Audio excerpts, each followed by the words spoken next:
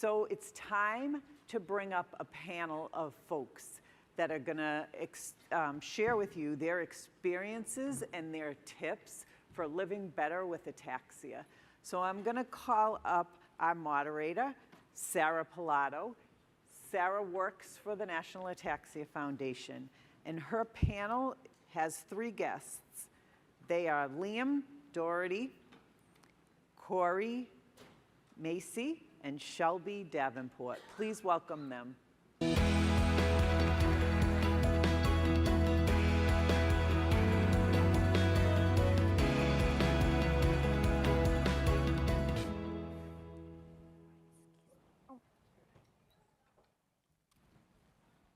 Hello. Thank you all so much for being here at our entire annual Ataxia conference, but also especially at this specific session, our Living with Ataxia panel. I am Sarah Pilato. I work with the National Ataxia Foundation as our Community Services Coordinator, but frankly, I am the least interesting person up on this stage right now, so I'm gonna turn it over to our wonderful panelists to introduce themselves and tell you a little bit first about their ataxia journey so far. So Shelbi, since you're right next to me, would you like to start? Yeah, thank you, Sarah. So I'm Shelbi Davenport. Hi, everybody. I have SCA type 8, and I was diagnosed at age 5, so I've had symptoms since I was born. So ataxia has been my life. I know nothing else, and I'm not really focusing on what other people do that I feel like I can't do. I just do it myself. I make it happen. If you know my mom, she's selling a book called Thanks for Telling Her No, because that was me, and I'm sure that's many of you. But I make it happen, I get it done. Also, I was supposed to be in a wheelchair at age 10, and I've defeated those odds. So many more odds defeating to come. Thank you, Shelbi. Hello, Liam? everyone. My name is Liam Dougherty. I may have seen a bunch of you at the table outside. I'm a co-founder of Day and Define. I think you just saw my pet feeder at least. A few of our items at home. I was diagnosed with Friedreich's ataxia at around 17, from Philadelphia. I live with a wife and I have 2 kids, 6, and my kid is 10 months as of 2 days ago.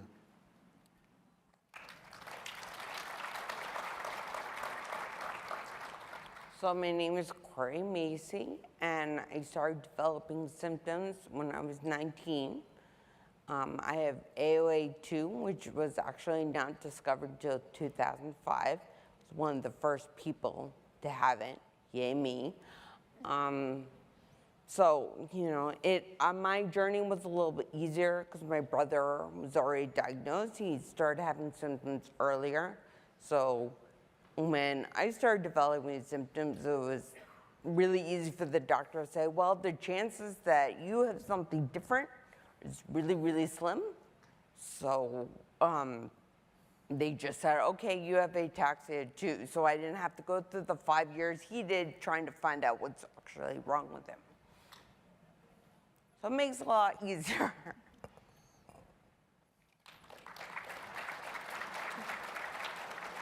Thank you guys so much for being here and for introducing yourselves. So I will go ahead and kind of kick us off with some of our discussion for the day. One thing that the 4 of us sort of talked about as being an important topic of discussion, and something that I've heard a lot of stories about here this weekend, just chatting with people at our NAF table and throughout the conference, are just there are so many different challenges that you go through throughout your ataxia journey in your life, you know, mental, emotional, as well as the physical, and how much you guys have relied on your support systems through those challenges. Is there anything in particular you want to talk about or share some stories about? Liam, it looks like maybe you have a story you want to tell? Yeah, and I think, I mean, obviously, family is so important. I know there's so many families here, parents and siblings and other relations. Friends have been so valuable to. I have a twin brother, a fraternal twin, who does not have ataxia, but yeah, I mean, my family, my immediate my wife and kids are both very important to me, and they help me with some things. I'm in the process of trying to get a attendant, so if you could help me with that, see me after. Yeah, there are some issues there. Am I forgetting anything? Yeah, It's your story, so. I think just family and friends are really important, and I also obviously would plug the Undefined and all the independence that everyone can get from having the right adaptive equipment to make life more accessible. Want me to go? Yeah, Kory, please. Okay. Like Liam, I think family is the biggest support system I have. My mom and my father and my brothers are really supportive. I also have really supportive friends and stuff. So everyone sends me, my grandma constantly sends me things. Oh, I saw if this was adaptive. Here you go, even if I don't need it. She just, they're constantly thinking of what's adaptive. My husband also has a disability. He has cerebral palsy. So we kind of work together and figuring out things. So that's kind of helpful for both of us because you have someone to bounce ideas off of. But the biggest thing besides, having a great support system is also just letting yourself feel sad. I went from being an athlete and skiing and playing tennis to looking like I was drunk all the time, which is weird because I don't drink, and then using a walker, and then using a wheelchair, and I've used a wheelchair for 17 years now, and I just had to leave my job because the stress was making my symptoms worse. So in each time something changed, you go through a grieving process, and it's kind of, you just have to let yourself grieve. I know not everyone understands that it's a constant grieving process, but sometimes, as much as I love doing things, as traveling and everything else, sometimes there are some days where I just want to sit on my couch and cry because it's hard. It's not easy. There are lots of things I know that I can't do anymore that I wish, but I'm also really stubborn, which helps. So actually to motivate me to do something is you tell me I can't, and then you say, watch me, and I figure something out.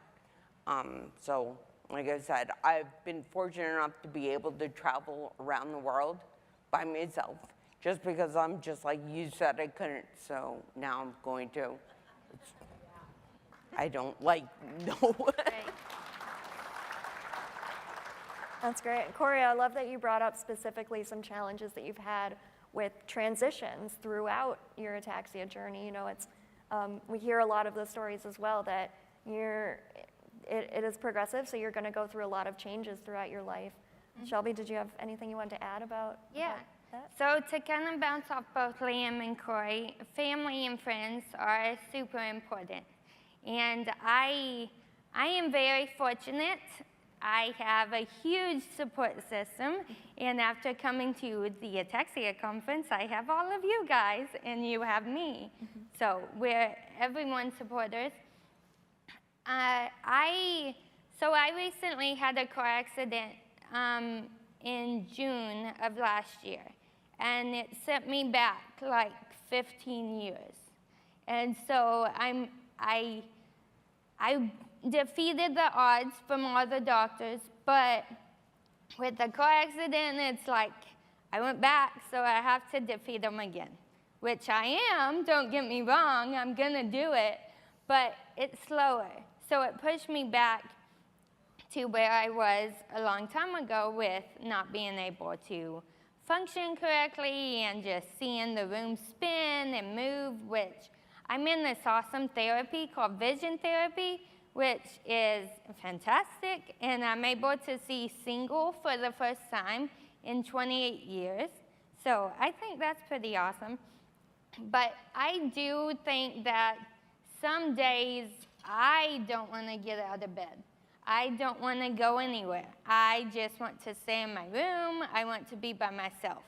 But then I think about all the people I could meet that day and who I will have an impact on. And especially last year, I was nervous about coming to the conference, but go to a conference. I mean, these first-time attendees, thank you for being here. I know it's scary.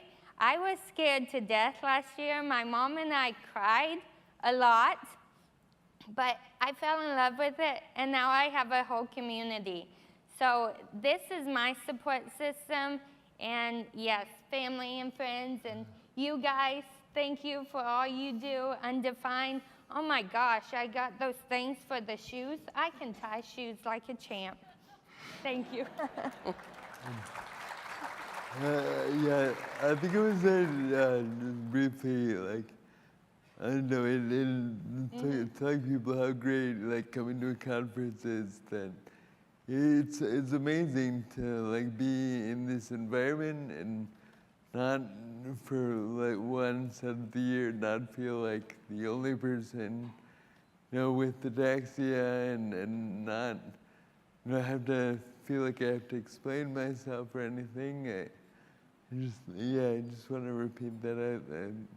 I love this kind of environment.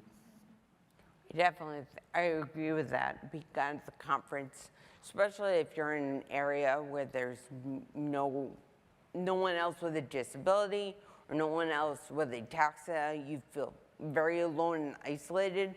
Like I'm the only weirdo in the room kind of thing. And just being around a bunch of other weirdos is kind of nice, just saying.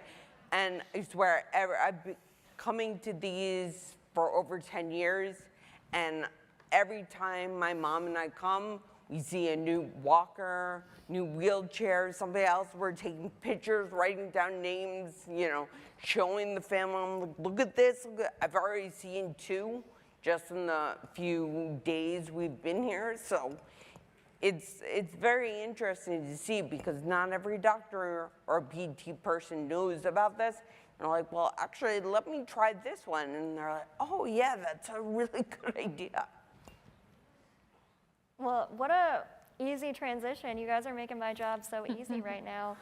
Because I know that another thing you had all mentioned that we wanted to discuss were, and it also ties in very nicely with the session you just saw on all these wonderful assistive technologies and devices, and how those can really help you out through certain transition periods or just in general. So while I kind of turn it over to you guys to talk about that as well, I'm also going to share some resources here that we'll discuss throughout, but maybe I'll let Liam take this one first because of his very particular set of expertise with Day Undefined. Yeah, so, yeah, I don't even know where to start. Yeah, I mean, there's so many things, yeah.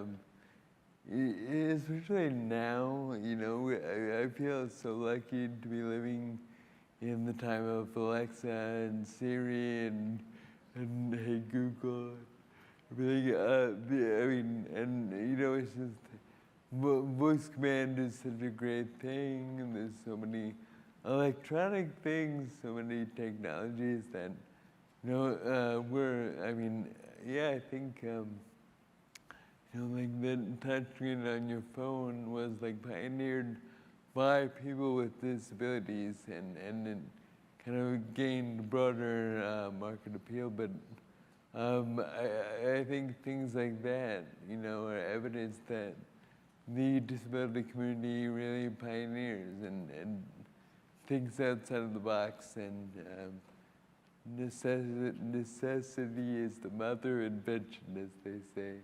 And I think we all have different kinds of necessity that we rely on, and so we have to build a life that sort of wraps around that. And yeah, I think a lot of the adaptive equipment are, you know, things that you can find on Amazon, you know, that really have a broad appeal and you know, are pretty cheap, but they make life easier for us.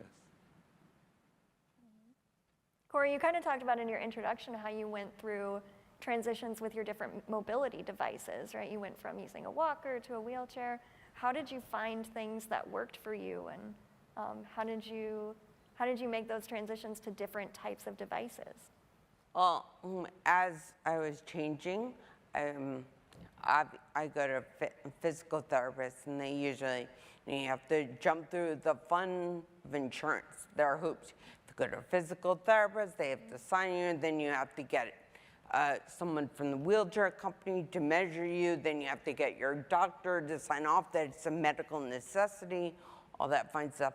I even had to get my doctor to sign off the new tires for my wheelchair are a medical necessity, which I was like, okay, how many wheelchairs don't need wheels? But anyway, but so I went there, but as I've changed in different things, and actually in my family, it's helpful that my brother also has ataxia, because a lot of times we call each other and bounce ideas. I just saw this on Amazon.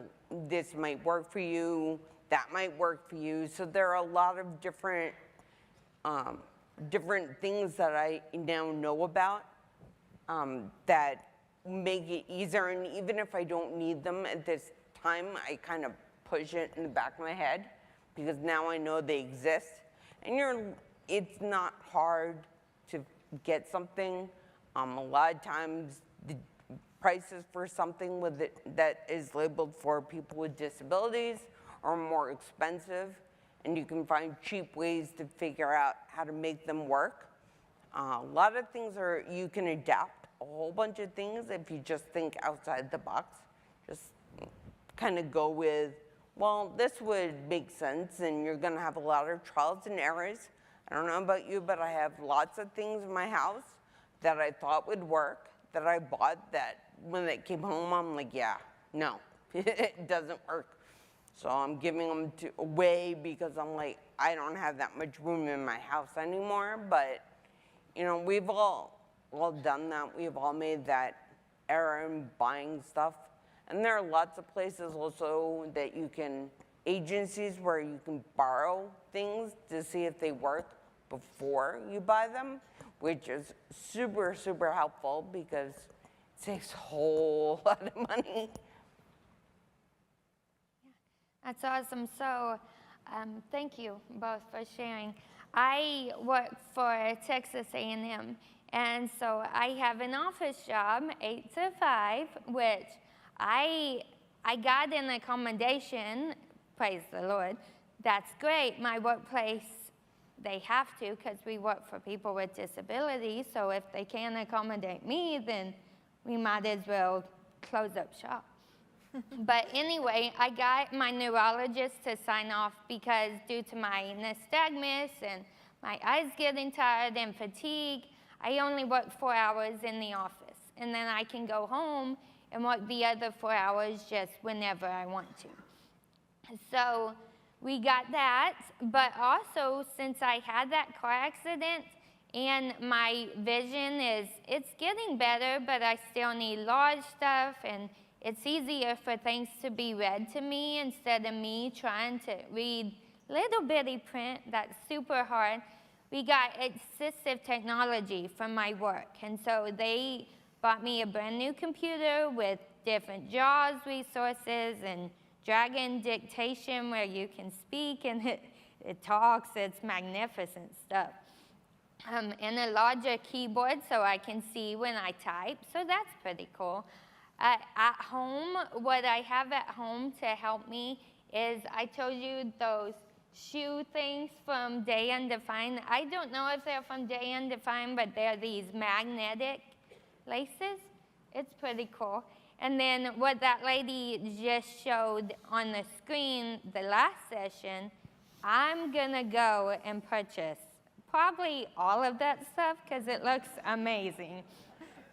But just find what's right for you. Like Kory said, trial and error. Just do it, and if it doesn't work, say, nope, not this one, go to the next one. But just try, and that's what I found is very helpful. Some things work, some things you throw in the trash and you don't look at again. But things are out there, and there's different resources, and NAF is amazing at giving out resources, and Liam, he's the bomb.com. So, yeah, there's lots of stuff out there. And when we were like, thinking about what we wanted Day Undefined to look like, we did a few focus groups, and a friend in the focus group said that when he sees some product, and when he's thinking about like if it would be good for him, like he wants to see a person interact with the thing and see the muscles, literally see how their hands are holding it and how it works for them.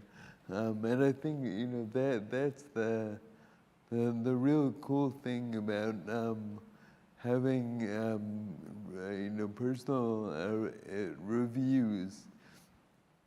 You can go on our site or whatever and find someone with an ataxia that resembles your own or similar to your own, and see how they're interacting with the product, and hopefully avoid all those purchases. My wife was really frustrated. I had to buy 9 keyboards till I found one that worked for me. So, yeah. Oh, the other thing is, such type of technology, you think of it, and a lot of it's kind of ugly. And to be honest, like some of the adaptive clothes, you're just like, yeah, no. My husband, when he moved out and we got married, he was wearing clothes that could fit him, but they were like jeans with elastic bands. I'm like, no, those are, I call them fat jeans. And I'm like, you're not fat, so let's find another pair, another option that's out there. And a couple of meetings ago, I found someone who took their wheelchair, and on their wheels they put like lights, that would light up when you move, kind of like the shoes do. It was really cool looking, so you don't look at her wheelchair, you look at, wow, you have cool lights there, or stickers. I've seen so many. My husband's a big Star Trek fan, so I go to the Star Trek conventions, and the adaptive stuff with Star Trek stickers on it and stuff. I mean, you can just make anything really kind of yours, adapt it to you. It doesn't have to be ugly and stand out and like, look, I have a disability. See what I'm using,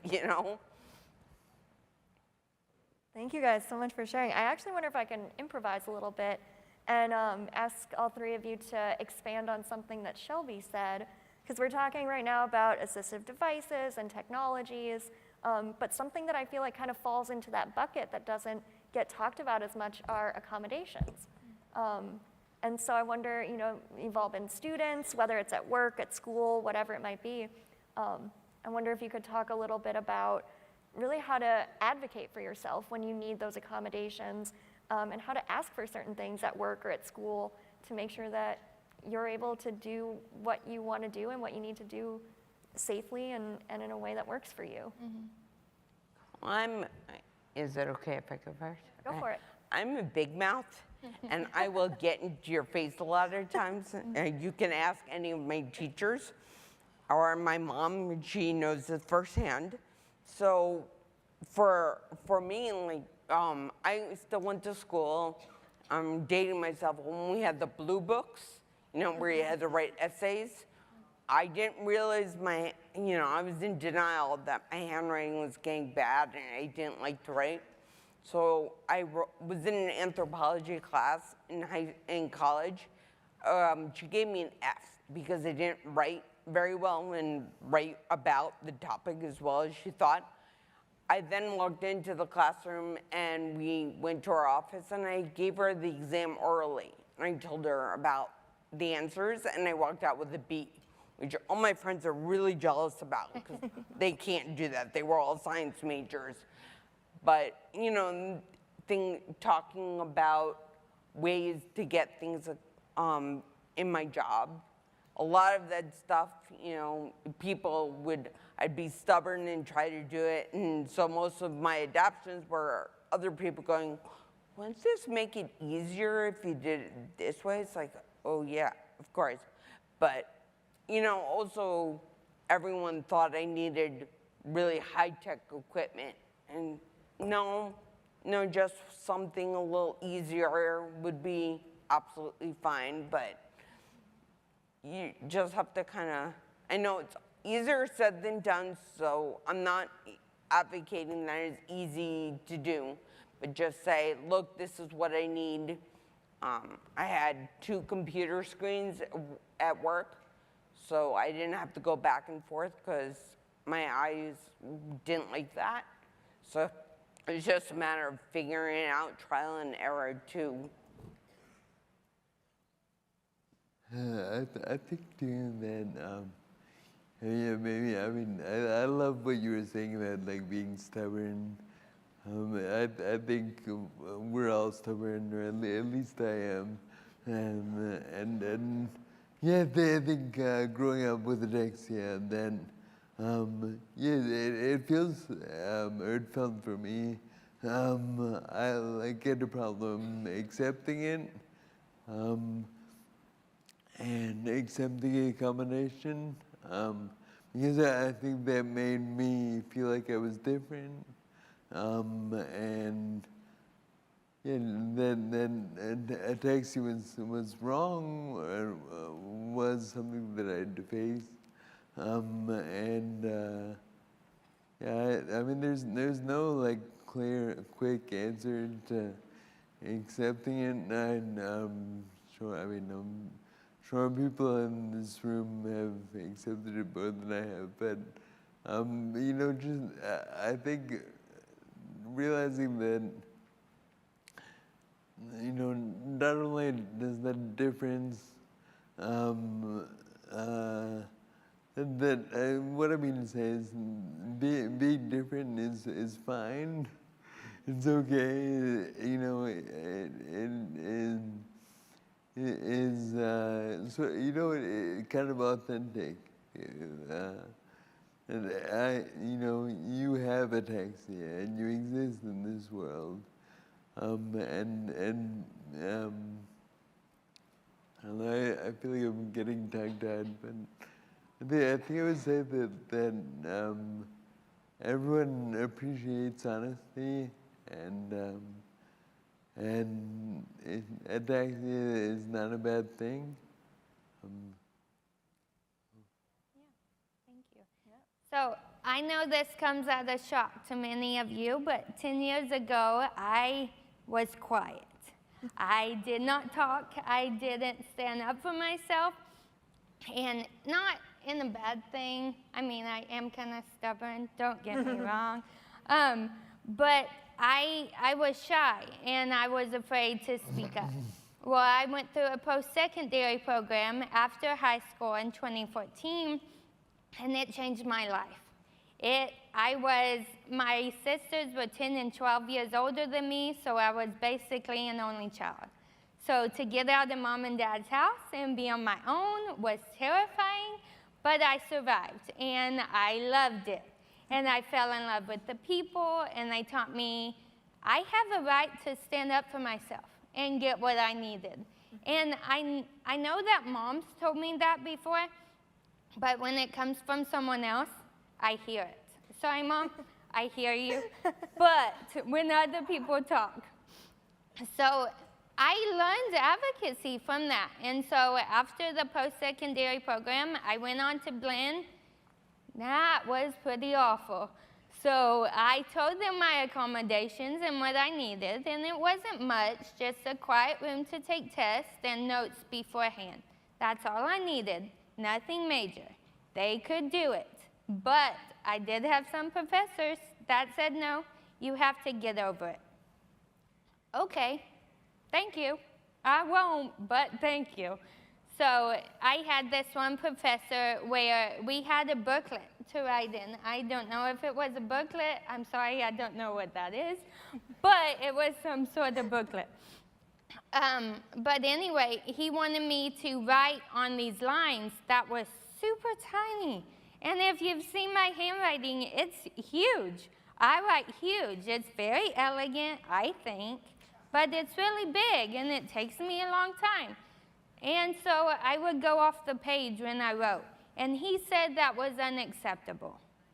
And I said, well, can I get an extra piece of paper and just write it on there? And he said, no, you have to write it in the book. And I said, okay, well, I'm going to fail because I can't do that. I'm sorry if you won't. So anyway, long story short, they sign a paper that says they have to do accommodations for you. And so after learning advocacy, I went and sat in the disability office's chair. And I said, okay, this is what's happening. This is what I need you to do. And so once I got to A&M, it was fantastic. They followed everything I needed. I never really passed a test at A&M, which was kind of discouraging. But I graduated cum laude, which was pretty cool too. Yeah, thank you. And like you said, what'd you say? You said, oh, yeah, so giving the test verbally, like just telling them the answers. I had 2 professors my last 2 years of college do that for me, and I made 100 on my first test ever in college. And so that was exciting. But just stand up for yourself. You're not like me, you're not like us. You're gonna have different accommodations too, but it's okay to stand up. You have a voice. You know you better than anybody else. Your parents might think they do, but, okay, well, my mom does. But you know you better than anyone. So just stand up for yourself and be stubborn. Get in their face. Yeah. Thank you, Shelbi. Just, I love that. Be stubborn. That's going to be Yes. my new motto. and I had the problem when I was at UW-Madison, and Wisconsin winters, everyone can kind of guess, are not fun. And I had a walker, and we all know with the walker, you're front heavy, and the school is on hills. And I told the professor, I'm not coming to class if it's really snowing and icy, because I'm gonna fall. And she honestly did not understand that concept. She was, why can't you come to class? Well, because it's icy and I'm forward. But how does that prevent you from coming to class? Okay, fine. I don't understand why I have to explain this, because it seems pretty obvious to me. So instead of, after a while, I just started making jokes to make things easier. Like my wheelchair comes apart, and so every time I get off onto a plane, they have to put it together. And I always say, I'm kind of like IKEA furniture. I come with assembly, because they have to like basically put me together, because sometimes people get humor, and it makes it easier if they can laugh. and feel more comfortable. They're more willing to help out because they're not as afraid. Awesome. Thank you guys so much for indulging me in my impromptu question. Before we really start to wrap up here with kind of our last topic, one thing I don't want to forget is, Kory, you have a very particular expertise that we haven't brought up yet. Don't get mad at me. I'm not mad at you. I'm just You trying gave to me a look.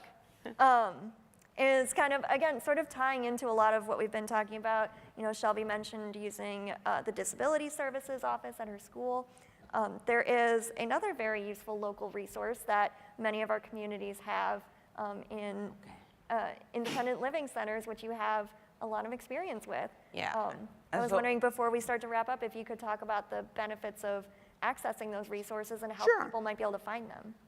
So after I graduated grad school, I worked at an independent living center. Every state has independent living centers. They're a free service. They are a resource center, but they do so much more. I mean, they teach you how, some of them have classes to teach you independence, independent living. They have, I'm trying to think, in classes, and I mean, it's just that they work with you, like how to take a bus, if there's a bus in your community, things like that, how to advocate for yourself, teaching you ways to advocate. Some of them have loan centers for AT, so you can borrow something for some time, kind of like a library book, to check it out. Because again, we've all seen stuff that looks really cool, and then we buy it, and then when we get it, we're like, yeah, that's not cool, it doesn't really work. But I think, for me, the best thing about independent living centers is 51% of the staff and the board of directors have to be people with disabilities. So there's a lot of peer support that goes into working there, or just coming in. You know, they, as someone else said, they kind of get it, so they know. For example, even stupid things. For example, I walked in and said, my cat runs out the door when I'm trying to get out, because it takes me a while to get out, how to do it. And one of my coworkers said, yeah, I just throw her a bunch of treats, have her run after the treats, and when she's not paying attention, you slide out the door, and then she doesn't run away. And it's such a silly solution, but it works. So independent living centers, I think, besides knowing so much, they've also experienced a lot of it. So you get a lot of peer support when you go and you talk to them, and they're like, oh yeah, we had that situation too. I've done that before, I get it. Opposed to, as much as I love and support my friends and family who are able-bodied, sometimes when you say something, I feel there's a misconnect, because they haven't experienced it themselves, so they don't maybe understand in the same way as someone who has a disability understands. So I just personally like them, but I might be also a little biased because I worked there for so long.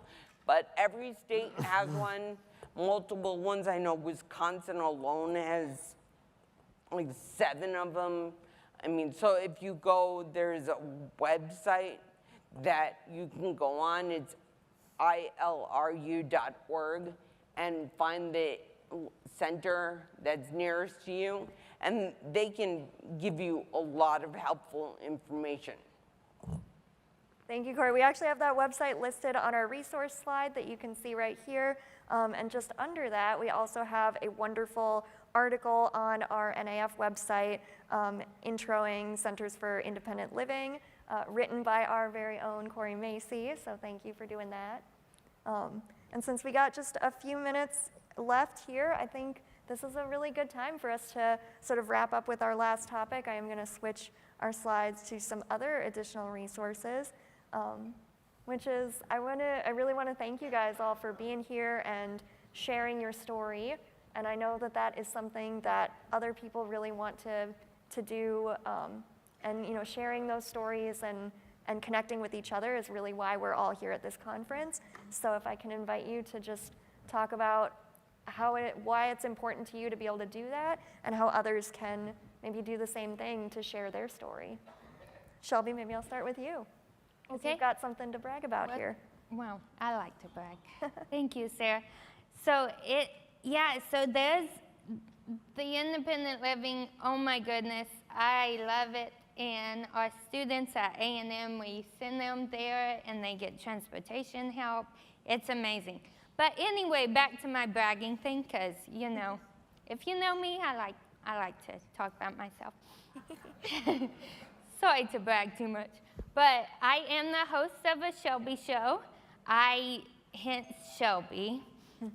So it's a show on Facebook that comes out every second and third Monday of each month at 8 a.m.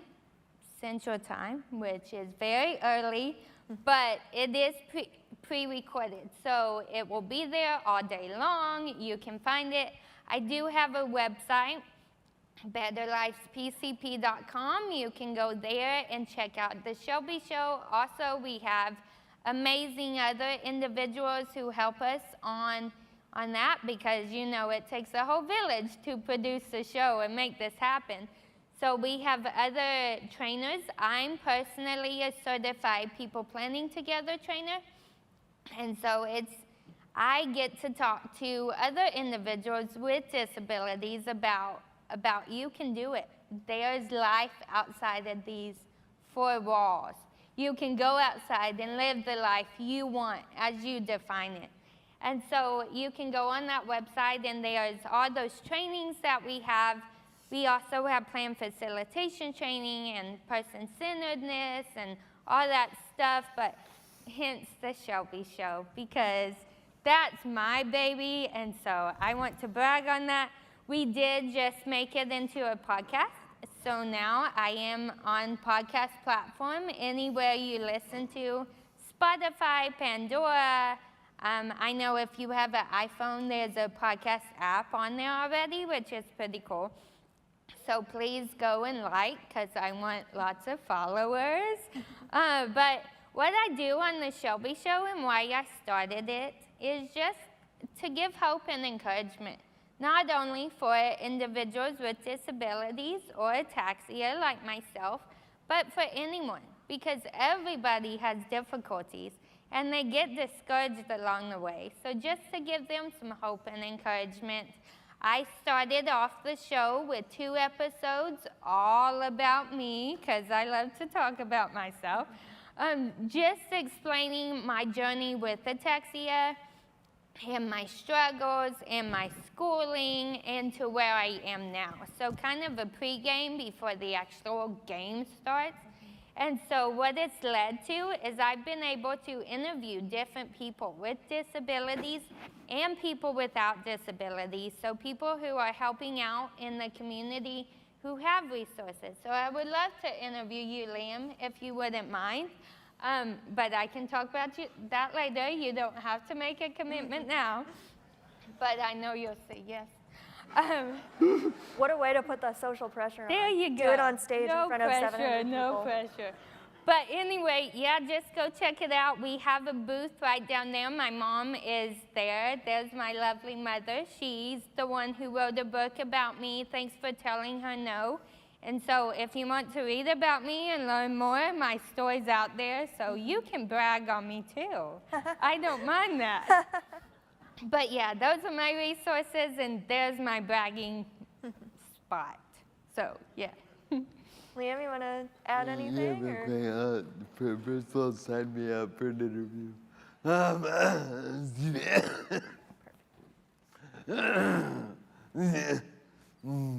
You getting over called all right.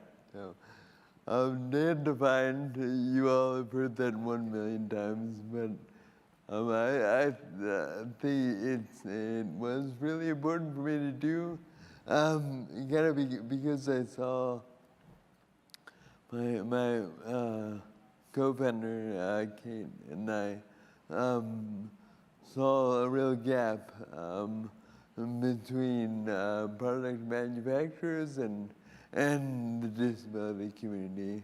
And so we're trying to fill that gap and trying to really prioritize community voices.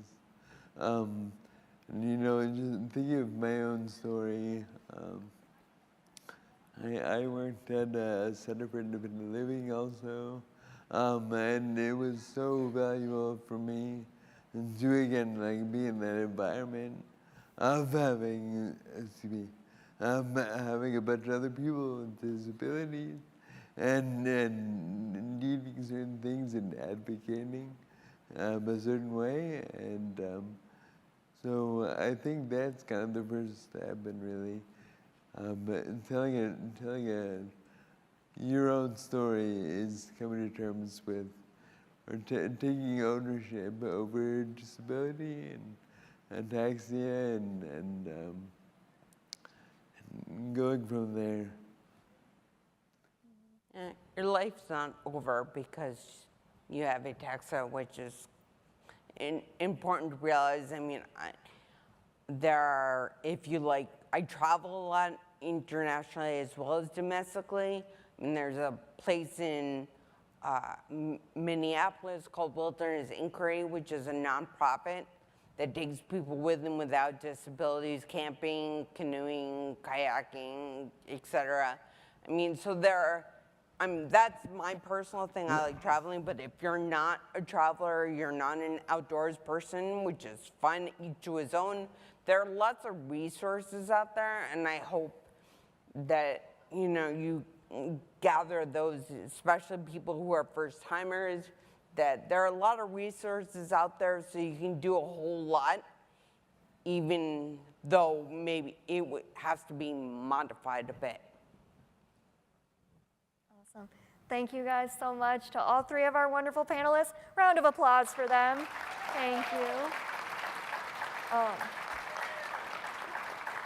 For the very end of our Living with Ataxia discussion, we are actually going to be showing you a quick video that was put together by another community member who's here in this room somewhere. There she is in the middle, Christy Taylor, who also happens to be one of our National Ataxia Foundation support group leaders. She put together this awesome video just sharing her journey and her story of living with ataxia. So let's go ahead and roll that video. Felt so professional.